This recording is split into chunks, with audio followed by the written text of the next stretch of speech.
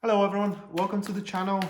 It's Rad from Radko Tarot, and in this whole video we're going to look into a Virgo Sun, Virgo Moon, and as well Virgo Rising weekly general tarot reading February 8th up until February 14th, 2021. And should you be interested in a personal reading with me, or you want to take my tarot classes, you can check out the description down below, and there you're going to find a link to my website where you can view and purchase either of these services. So with that being set aside, moving to the Virgo tarot reading of the week straight away, the first card that we do have, that is to be the Two of Swords, followed by the Seven of Wands.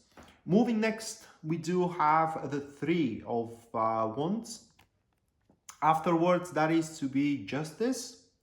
And the last one for you, Virgo, that is going to be the Eight of Swords. So this will be quite of a peaceful week for you. Okay, the week is going to be more oriented more toward what you should do in the grand scheme of things, rather than having to react straight away on some kind of exterior influences, and as well on some kind of rivalries, for example, or anything like that. And that is exactly how you do start the week here with the Two of Swords. And that is starting the week in a quite of a peace, quite of an equilibrium of yours. That's you're not going to feel immediate concerns, nor a what is the English expression for it?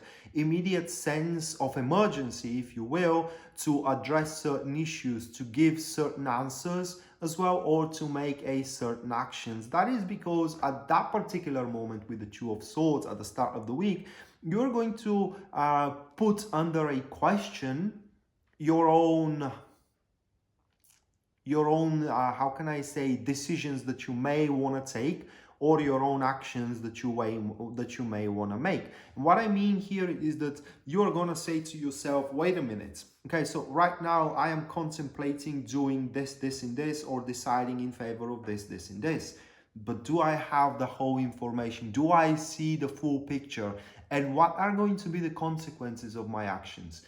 And at the end of the day, am I so pressed to do it right now when I may not have the full picture? And can I wait until I do have now the full picture in the future, and then make my most accurate decision?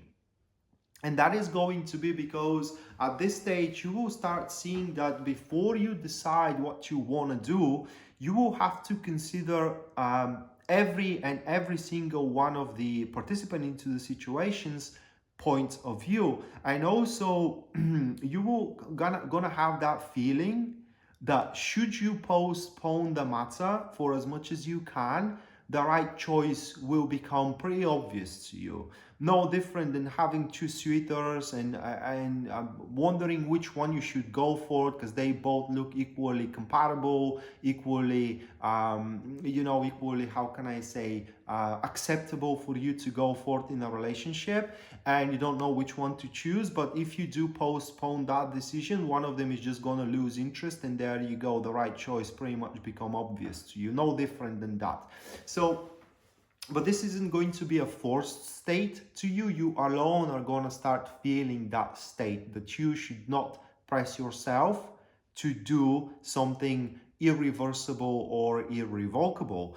And right after you fall into this state of peace, we do have the Seven of Wands, and that is the aggression, or that is where you do address the influences that does not depend on you. These are exterior influences. These are decisions that other people may take towards you, or actions that other people may take as well towards you. Or in other words, this is where you do secure yourself from somebody screwing around your business, somebody screwing around your work, or somebody making a decision for you. God forbid as well, somebody starts talking about you behind your back with a very, very malicious intentions. So Seven of Wands in your particular case points that while you do gonna be in a very peaceful state here, giving an impression that, you know, you're just going by the flow and you're just waiting the time to come about, right? Seven of Wands points that you will not going to hesitate if you are challenged, taunted, or the right timing comes about, which is going to come about here with the Seven of Wands, or the Seven of Wands kind of shows that you are gonna have that knack to realize or to scope when the time is right, what should be the place where you have to initiate your action, and what you gotta do as an action. So your readiness to jump into actions is going to be extremely, how can I say, extremely pronounced. Whether you jump into actions or not, that depends on your personal situation, but the readiness is going to be there, and it will be obvious miles away. So that being said, your rivalries, you know, people that don't like you, for example, people that happens to be your enemies, they will see in your face a pretty huge force to be reckoned with, and that could further contribute to your peace here, as it is highly unlikely that throughout this week rivalries, enemies, and in generally malicious intentions are going to be able to ruin anything for you. They will just going to be deflected straight away by your nature of being ready to jump into action and to address the madness straight away as it is there in a very initial state. And right after that, we do have the Three of Wands, and that is your personal realization, you know, how far you are. Understanding that right now you are sitting on a very well established foundation, very secure and well, how can I say, executed or situated patterns. And pretty much the understanding that if you do not rush the things out, you definitely can have the circumstances structured exactly as you want them to be, moving forward into the future. And here with the Three of Wands, it's more like recognizing what is going to be challenging to be done moving forward than how can I say, than the conquest itself. I mean, what I'm trying to say is that there will be no doubt that you will be able to pull through what you are aiming to pull through here with the Three of Wands. It is just the sheer challenge of it is going to be more of your concern at that point, and how to make that challenge less overwhelming as it is, as it does look like. But also with the Three of Wands here, Virgo, this card speak about the like I said, the understanding of how far you are. And when I said that, what I meant, it is that you are going to see that you can go even further than this. Okay, you have not reached your outer limits. You simply can situate yourself in a better position into your career, to become more happier into your relationships as well. And in generally with the Three of Wands, it's time for you to conquer and expand your horizons, to expand your domain, to how can I say, to challenge new challenges, if I may say it that way. So yeah, Three of Wands, pretty much it's a sign that says that you are ready to set a new course, to how can I say, to lift the bar of your expectations and the bar of your capabilities as well, because you simply have those capabilities, you know. And it's like live up to the demand of the challenge and of the goal itself, which you totally will be able to do. And the result of that, it is going to be you know, that your development, or rather like your endeavors, regardless if we're talking about career endeavors or a relationship endeavors, they are going to start developing exactly as you are anticipating. And right after this, we do have Justice. And here it is where the exterior influences kind of like speeding up, or they become a little bit more pronounced, because the Justice points that right after your self-realization, how far you can go, you know, and the realization that you have taken every precautionary measures to sustain what you currently possess, then it will be the question about, then how should I structure my priorities? What should I do first then second, then third, you know, and one at the time, in a way that I will be able to attend to every single responsibility I have, every single activity that I can become a part of, and every single task that, you know, is going to be beneficial for me, in a way that I'm going to be most efficient in every single one of it. So justice here, it kind of points that you're going to have an astute discernment what to do next, how you should do it, and as well what is the best, most fair decision for you, for the situation, and for the people around. And when I say fair, I don't mean beneficial, right? Fair, it is when you have been lied and deceit,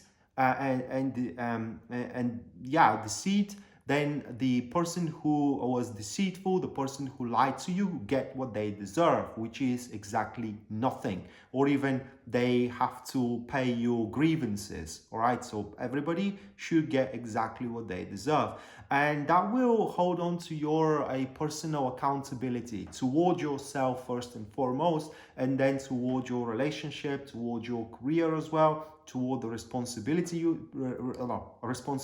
you have taken, and as well toward the how can I say, the contracts you have signed into. And under contracts, I am talking about marriage as well, because in the eyes of tarot, that's a contract, nothing more than that. Marriage is just a signature in the bottom of a sheet of paper, nothing more than that.